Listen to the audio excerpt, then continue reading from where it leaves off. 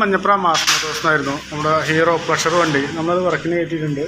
അതിൻ്റെ ബ്രേക്കിൻ്റെ കംപ്ലൈൻ്റ് ആയിട്ടാണ് വന്നിരുന്നത്. അപ്പോൾ നമ്മൾ ബ്രേക്ക് ചെക്ക് ചെയ്യാൻ നോക്കുമ്പോൾ വണ്ടി ടെസ്റ്റ് ചെയ്ത് നടത്തി കഴിഞ്ഞപ്പോൾ ആ ഗിയർ ബോക്സിൻ്റെ ബെയറിംഗ് പോയിട്ടുള്ളൊരു കംപ്ലൈൻ്റ് ആയിരുന്നു ബ്രേക്കിൻ്റെ കംപ്ലൈൻറ്റ് കാണിച്ചത്. അപ്പോൾ നമുക്ക് ഈ ഗിയർ ബോക്സ് മാറ്റാൻ വേണ്ടി നമ്മൾ അയച്ചിട്ടുണ്ട്. ഗിയർ ബോക്സിൻ്റെ ബെയറിംഗ് മാറ്റാൻ വേണ്ടി അയച്ചിട്ടുണ്ട്.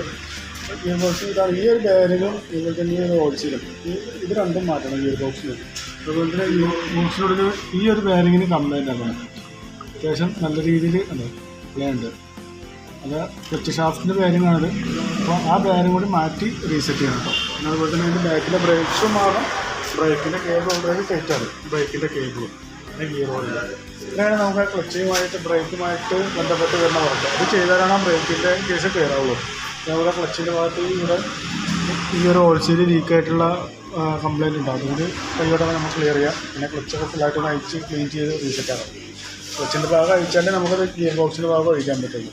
ഓക്കെ, അപ്പോൾ ഞാൻ അത് ചെയ്യുന്നതിനുള്ള ഒരു വർക്കിൻ്റെ ഒരു എസ്റ്റിമേറ്റ് പറയാം. നോക്കിയിട്ടൊന്ന് റിപ്ലൈ ആണ്. ഓക്കെ.